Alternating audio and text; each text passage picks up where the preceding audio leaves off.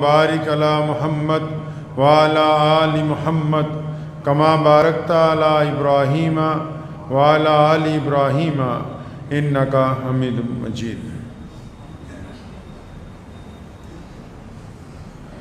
ہر بزم تمدن ہے ضیاء بار ہمیں سے،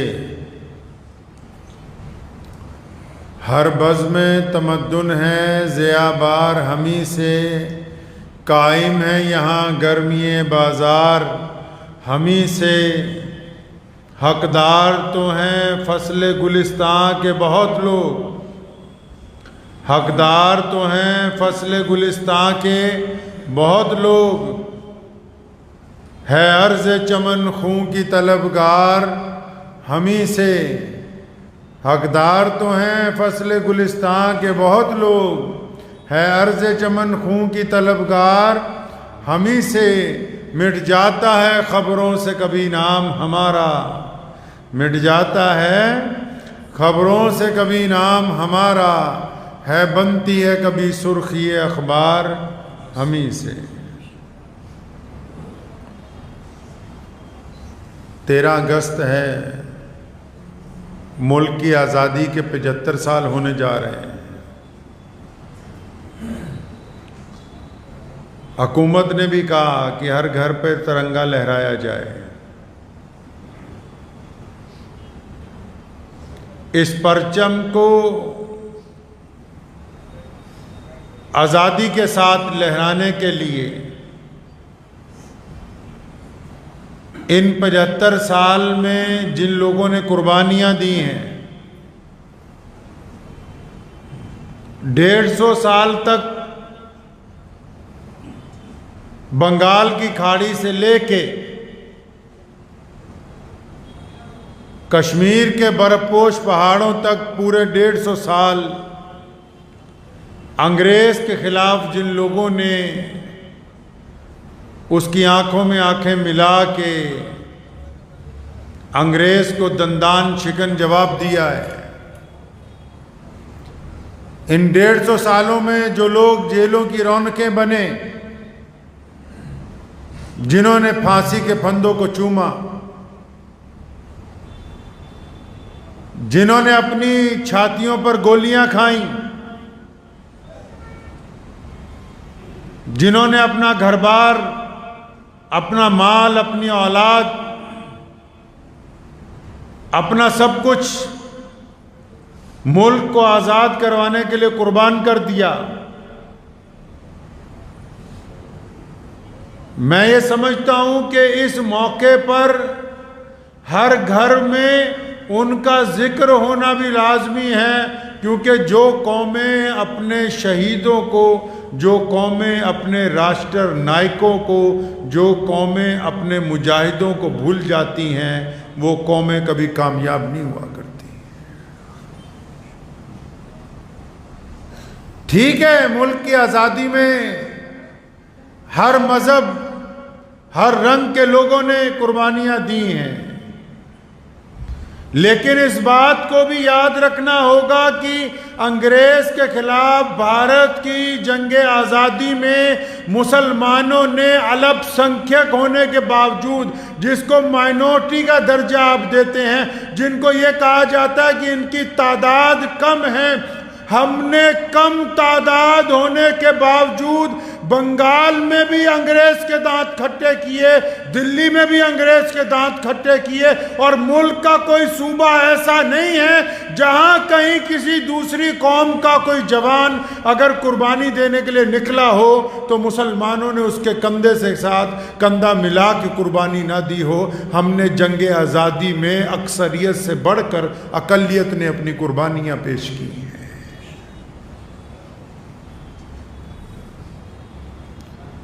جنگ آزادی کی اگر ہم تاریخ اٹھائیں گے، آج کچھ لوگ یہ سمجھتے ہیں کہ مسلمانوں نے کیا کیا ہوگا، انگریز کو اس ملک سے جانے پر مجبور کیا ہے ہم نے،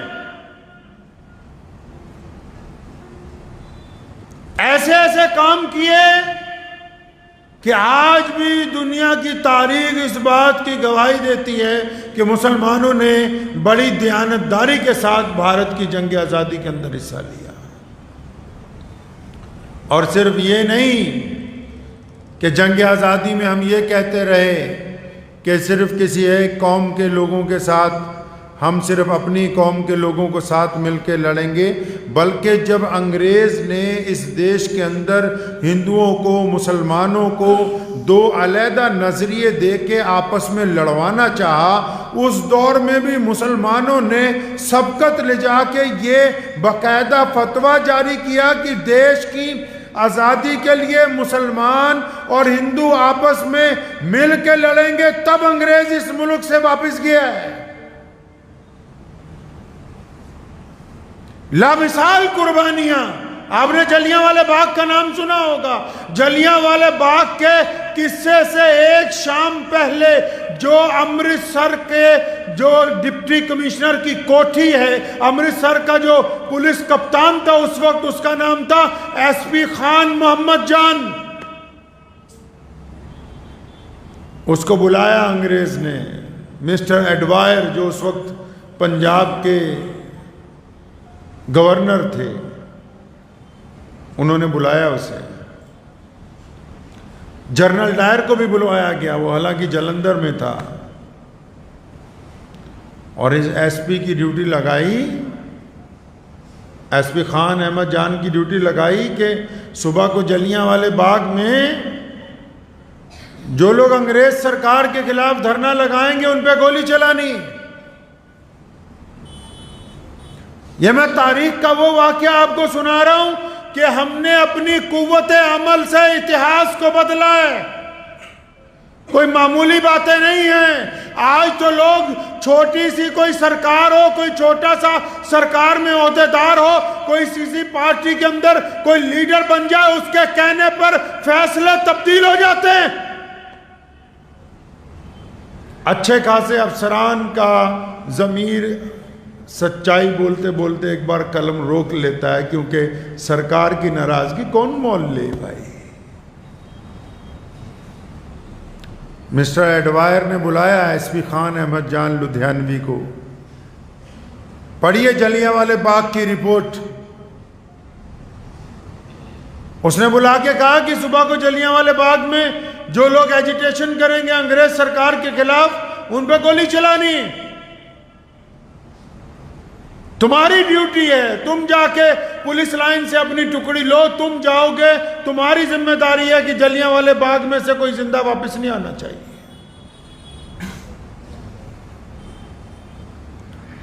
تاریخی بات کہی خان صاحب نے، تاریخی بات. فرمانے لگے کہ میں ایک باہمت جرت مند سپاہی ہوں. دنیا کا قانون یہ کہتا ہے کہ گولی اس پر چلائی جا سکتی ہے جو آپ پر گولی چلا رہا ہو.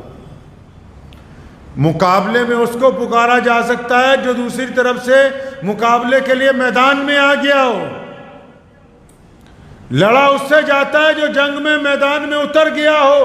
کہتا ہے یہ کیسے ہو سکتا ہے کہ میں اپنے ہی ملک کے نہتے لوگوں کے اوپر جو بنا ہتھیاروں کے صرف پرسکون ایجیٹیشن کرنے کے لیے آئیں گے، میں ان کے خلاف گولی نہیں چلا سکتا، میں ہتھیار نہیں اٹھا سکتا.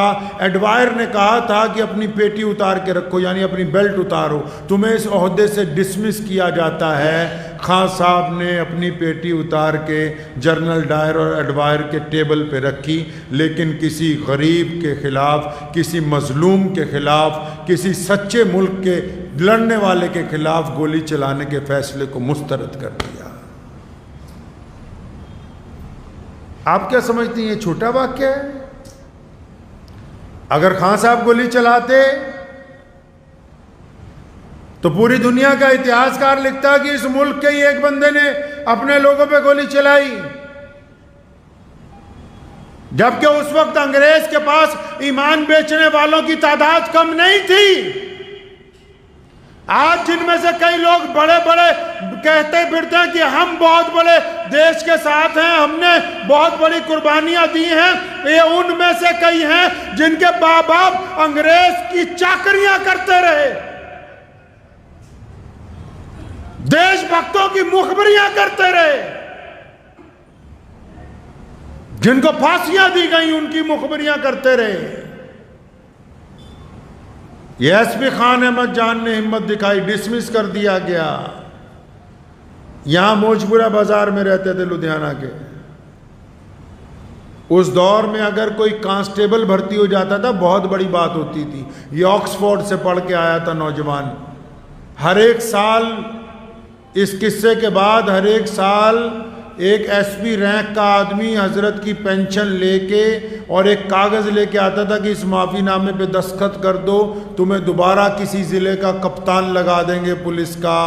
سن 1943 تک زندہ رہے، انگریز سے معافی نہیں مانگی۔ فرمایا جن لوگوں نے میرے ملک کے لوگوں کو ناجائز قتل کیا ہو، خان دوبارہ کبھی ان کی فوج کے اندر نہیں جائے گا۔ شملہ کے گورنر ہاؤس میں افراتفری مچ گئی، سارے سیکٹری گھبرائے ہوئے پھر رہے ہیں۔ گورنر نے بلا کے پوچھا کیا بات ہے، آج تو ہم نے بہترین قالین پسند کرنے تھے، کیا وہ بیپاری نہیں آیا؟ اس کے ساتھ ہماری میٹنگ کا وقت طے ہے۔ تو گورنر صاحب کو ان کے چیف سیکرٹری نے بتایا کہ وہ جی میر عبدالستار جو لدھیانہ کا بیپاری ہے سب سے بڑا قالینوں کا، تو وہ گیا 2 دن پہلے، لیکن کل جو اعلان ہوا ہے نا پورے دیش میں کہ کمپنی سرکار کی مخالفت کرو، سوشل بائیکاٹ کرو، انگریز کو نہ کچھ بیچنا ہے نہ انگریز سے کچھ خریدنا ہے۔ تو کہنے لگا وہ جو بندہ جو سب سے بڑا بیپاری ہے جس کو آپ نے لائسنس ایشو کر رکھا ہے کہ سارے گورنر ہاؤسز میں اسی کی طرف سے کارپیٹ بیچے جائیں جس کے ساتھ ہم لاکھوں روپے کا کاروبار کرتے ہیں، یہ میں آپ کو 1942 کا قصہ سنا رہا ہوں۔ یہ اس دور کی بات ہے جب 1 لاکھ روپیہ 1 کروڑ روپے کا درجہ رکھتا تھا۔ تو گورنر نے پوچھا پھر کیا ہوا اس کو بیپاری کو؟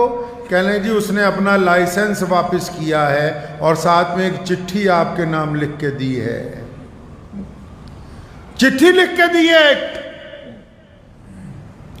اس میں لکھا ہے کہ تم ہمارے ملک پر کیونکہ ناجائز قابض ہو، ملک کے دیش بھکت یہ کہتے ہیں کہ آج سے انگریز کے ساتھ لینا دینا بند ہے، اس لیے میں یہ لائسنس واپس کرتا ہوں۔ تاریخ اٹھائیے، میر عبدالستار لدھیانوی کو شملے میں گرفتار کیا گیا، وہ آدمی جس نے بچپن جوانی شہزادوں کی طرح گزاری ہو، جس کے ماں باپ اربوں پتی رہے ہو، اس کو بیڑیاں پہنا کے جیل میں لایا گیا، ساری جائیداد چھین لی، تمام کارخانے ضبط کر لیے۔ انگریز روز کہتا رہا کہ تم مجھ سے معافی مانگ لو تو سب کچھ واپس کر دیا جائے گا۔ میر ستار نے کہا کہ جان کی قربانی منظور ہے، انگریز سے معافی مانگنی منظور نہیں ہے۔ یہ قصہ ان کو سنا رہا ہوں جو سمجھتے ہیں کہ بڑی آسانی کے ساتھ ترنگا لہرایا، ہم نے اپنا خون دیا ہے، اپنی جانوں کی نذرانے پیش کیے۔ پشاور کا قصہ خانی بازار، 2 واقعے ملک کے اندر بڑے ہوئے جس سے انگریز کو جانا پڑا، ایک جلیانوالے باغ کا، ایک پشاور کے قصہ خانی بازار کا۔ لیکن قصہ خانی بازار کو اس لیے کچھ لوگ بھول گئے کہ وہ بازار پاکستان کے حصے میں چلا گیا۔ اسی بازار میں 1000 سرخ پوش پٹھانوں نے انگریز کے خلاف جلوس نکالا، انگریز کے خلاف جلوس نکالا۔ وہاں بھی ایک جرنل گیا گولی چلانے کے لیے۔ یہ میں نہیں کہتا، سردار پٹیل نے لکھا ہے جو ملک کا پہلا گرہ منتری بنے۔ اٹھائیے سردار پٹیل کی رپورٹ، انہوں نے اپنی کتاب میں، اپنی رپورٹ میں لکھا ہے کہ قصہ خانی بازار میں انگریز جرنل نے جو ظلم کیا، جو گولی چلائی، وہ تو اپنی جگہ بہت بڑا ظلم ہے ہی، لیکن ان مسلمانوں کی قربانی نے پورے دیش کی قربانیوں کو پیچھے کر دیا۔ پٹیل نے اپنے قلم سے لکھا ہے کہ جب گولی چل رہی تھی 1000 پٹھانوں نے اپنی چھاتی پہ گولی کھائی ہے، ایک بھی گولی کسی مسلمان کی پیٹھ کے اوپر نہیں لگی ہے، ایک بھی گولی کسی مسلمان کی پیٹھ پہ نہیں لگی۔ تب اس ملک کو آزادی حاصل ہوئی ہے۔ انگریز نے کہا کہ مسلمانوں اور ہندوؤں کو توڑنے کے لیے ریلوے اسٹیشنوں پر پانی کے گھڑے رکھو اور ان پر لکھو ہندو پانی، دوسرے گھڑے پہ لکھو مسلمان پانی، اور ایک گھڑے کے اوپر ایک ہندو ملازم ہو، دوسرے پر ایک مسلمان ملازم ہو۔ جب ریل گاڑی آئے آواز لگاؤ ہندو پانی پی لو، مسلمان پانی پی لو۔ جب یہ کام پورے دیش میں شروع کیا انگریز نے، تو مولانا حبیب الرحمن لدھیانوی نے لدھیانہ کے گھاس منڈی بازار کے چوک میں سارے ہندو اور مسلمانوں اور سکھوں کو جمع کیا اور پوچھا تم چاہتے ہو کہ ملک آزاد ہو جائے؟ انہوں نے کہا ہاں ہم چاہتے ہیں کہ یہ دیش انگریز سے آزاد ہونا چاہیے۔ تو فرمایا پھر یاد رکھو ہمیں ان مٹکوں کو توڑنا ہوگا، جب تک یہ مٹکے نہیں ٹوٹیں گے تب تک ہماری اتفاق اور محبت کا پیغام حکومت تک نہیں جائے گا۔ اور پھر ہم نے وہ مٹکے لدھیانہ سے لے کے پشاور تک سارے اسٹیشنوں پر توڑے، جیلیں قبول کی، اذیتیں قبول کی، کوتوالیوں کے اندر مارا گیا، لیکن انگریز کی سازش کو ناکام بنایا گیا تاکہ ہم اس ملک کی آزادی میں اپنا کردار ادا کر رہے تھے۔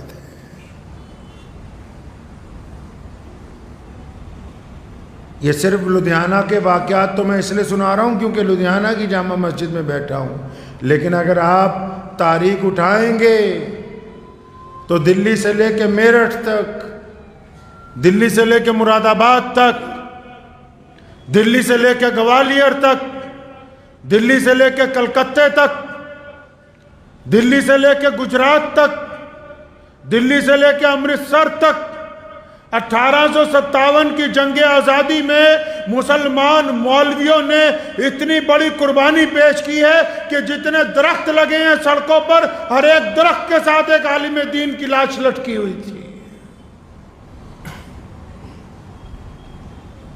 مولانا حبیب الرحمن لدھیانوی کو انگریز نے پکڑا بار بار، 14 سال ملک کے لیے قید کاٹی، آخری جو نظر بندی تھی 6.5 سال کی تھی۔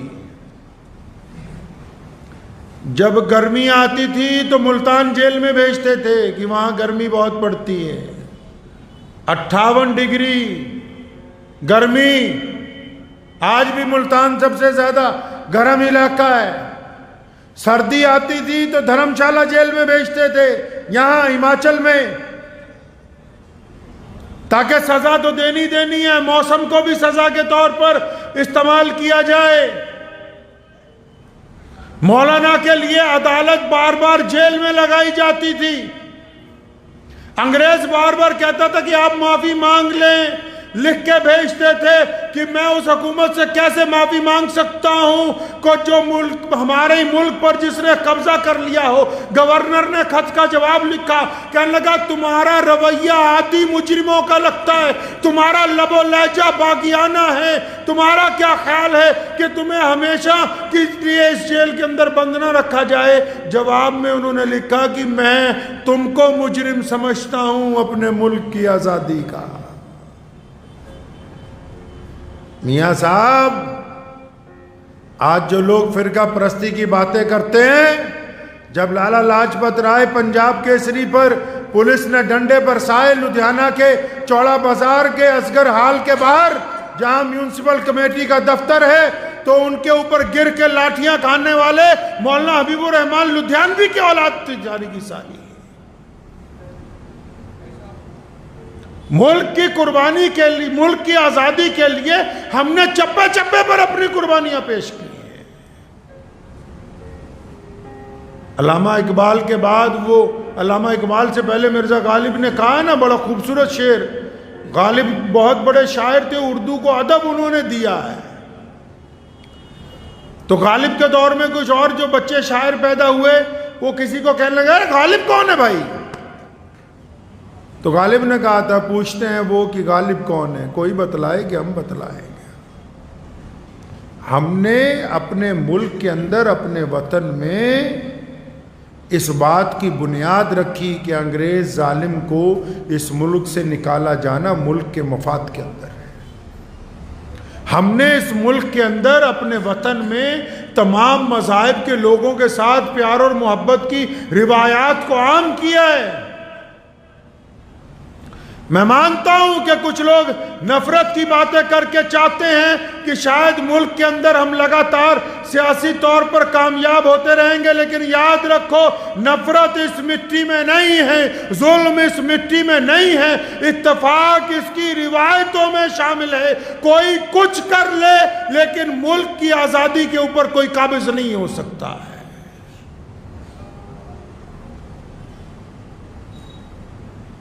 ملک کی جو تاریخ ہے اس بات کی گواہ ہے. اور پھر جب 1947 میں پاکستان بنا، یہ ان لوگوں کے لیے کڑوی بات ہے جو کہتے ہیں ہم نے ملک مانگا، پورے دیش کے مسلمانوں نے کہا کہ پاکستان ہمیں نہیں چاہیے، اور جنہوں نے اپنے سیاسی فائدے کے لیے دھکے سے دیا تو اس کے باوجود اس کی مخالفت کرنے والوں میں رئیس الاحرار مولانا حبیب الرحمن لدھیانوی پہلے نمبر پہ تھے. ایسا کون ہوگا جو اپنے مذہب کی بنیاد کے اوپر کسی دوسرے کو یہ کہے کہ تم اس ملک کو مت توڑو، اور گاندھی جی کو لکھ کے دے کے آئے کہ تم نے فرقہ پرست مسلمانوں کے آگے گھٹنے ٹیک دیے؟ ایسے لوگ کس قوم کے اندر ہوں گے؟ تو اس لیے یہ قربانیوں کا ذکر میں نے اس لیے کیا کہ یہ آزادی کا 75واں دن آ رہا ہے 15 اگست کو. تو ہر گھر پہ اگر ترنگا لہرایا جانے کا پیغام ہے تو ہر گھر تک یہ سنیہا بھی پہنچنا چاہیے، یہ پیغام بھی پہنچنا چاہیے کہ اس ملک کو جن لوگوں نے آزاد کرانے کے لیے قربانیاں دی ہیں ہمیں ان کا ذکر کرنا ہوگا، ہمیں ان کو ڈھونڈنا ہوگا. ایک بات اکثر میں کہا کرتا ہوں، یہاں پورے دیش کے لوگوں کو ایک کام ضرور کرنا چاہیے 15 اگست کو. میں مانتا ہوں کہ آپ گاندھی جی کو جانتے ہیں، آپ بھگت سنگھ کو جانتے ہیں، آپ ابوالکلام آزاد کو جانتے ہیں، لیکن آپ کو یہ بھی جاننا ہوگا کہ آپ کے گاؤں کا گاندھی کون ہے، آپ کے گاؤں کا ابوالکلام آزاد کون ہے، آپ کے گاؤں کا بھگت سنگھ کون ہے، آپ کے علاقے میں وہ کون لوگ ہیں جنہوں نے دیش کے لیے قربانیاں دی ہیں. اپنے ان شہیدوں کے اتہاس پر جمی ہوئی مٹی کو صاف کر لو. یاد رکھو جو قومیں اپنے شہیدوں کو بھول جاتی ہیں ان قوموں کا کوئی نام نہیں لیتا ہے. یہ روایتیں عطا کی ہیں ہمیں ہمارے دین نے، ان کو یاد کیجئے. جن لوگوں کی وجہ سے آج ہم آزادی کا لطف اٹھا رہے ہیں، اگر وہ قربانیاں نہ دیتے ہم آزادی کا لطف کیسے اٹھاتے؟ ان قربانی دینے والوں کا ذکر ہونا چاہیے، چاہے وہ مسلمان ہوں، چاہے وہ ہندو ہوں، چاہے وہ سکھ ہوں، چاہے وہ دلت ہوں، چاہے وہ جینی ہوں، کسی بھی مذہب کے ساتھ تعلق رکھتے ہوں. جن لوگوں نے اپنا گھر بار اس ملک کو دیا ہے، یہ ترنگا جس کی بنیادوں میں لوگوں کا خون شامل ہے، جس کی وجہ سے آج یہ فخر سے لہرا رہا ہے، ان لوگوں کا ذکر بھی عام ہونا چاہیے، ان لوگوں کا بھی تذکرہ ہونا چاہیے. اگر ہم ان لوگوں کو یاد رکھیں گے تو ہمارے اندر دل کے اندر اپنے ملک کے لیے زیادہ محبت پیدا ہوگی، اخلاص پیدا ہوگا. اور اچھا بندہ وہ ہے، میں نے پچھلے جمعے بھی آپ کو کہا تھا، بہت اچھی بات ہے کہ آپ، ویسے ہمیں تو جو لوگ صلاح دیں گے کہ پرچم لہرائیے تو شاید یہ ان کو صلاح دینے کے لیے جا رہے ہیں جو ان سے پہلے اس وقت کے ساتھ پرچم لہراتے آ رہے ہیں جب انگریز گورے سپاہی بندوقیں لے کے تیار رہتے تھے. اس وقت مولانا حبیب الرحمن لدھیانوی نے لدھیانہ کی شاہی مسجد کے اوپر پرچم لہرایا آزادی کا. آج تو بہت آسانی کی بات ہے. تو لیکن ہمیشہ یاد رکھیے پرچم لہرانے کے ساتھ ساتھ سچا ملک کا وفادار وہی ہے جس کے دل کے اندر اپنی مٹی کے لیے وفاداری ہے، جن کا ایمان چاندی کے چند سکوں کے لیے بک جاتا ہے۔ پچھلے 1 سال میں جتنے پکڑے گئے ہیں غیر ملکی جاسوس دیکھ لیجئے، جو اپنا ایمان چاندی کے چند سکوں کے لیے بیچ دیں، ان کا کوئی ایمان نہیں، وہ بے ایمان ہے۔ ایسے غداروں کا کوئی فائدہ نہیں ہے۔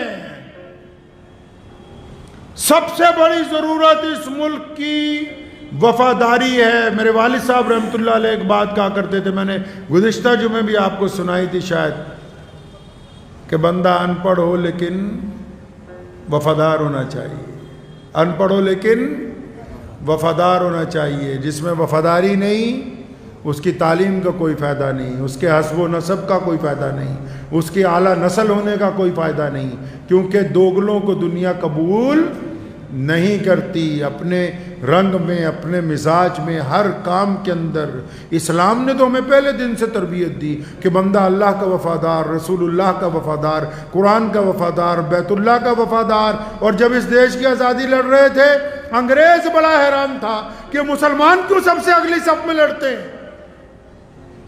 پڑھیے ملکہ الزبتھ کے لکھے ہوئے آرڈر اس ملک کے وائسرائے کے نام، اس نے بار بار پوچھا یہ مسلمان کیوں اس ملک کے لیے سب سے زیادہ قربانیاں دیتے ہیں؟ انہوں نے کہا ان کا دین کہتا ہے کہ جس ملک میں رہتے ہو اپنے ملک کے لیے قربانی دو، یہ اپنے ملک کے لیے وفادار ہے۔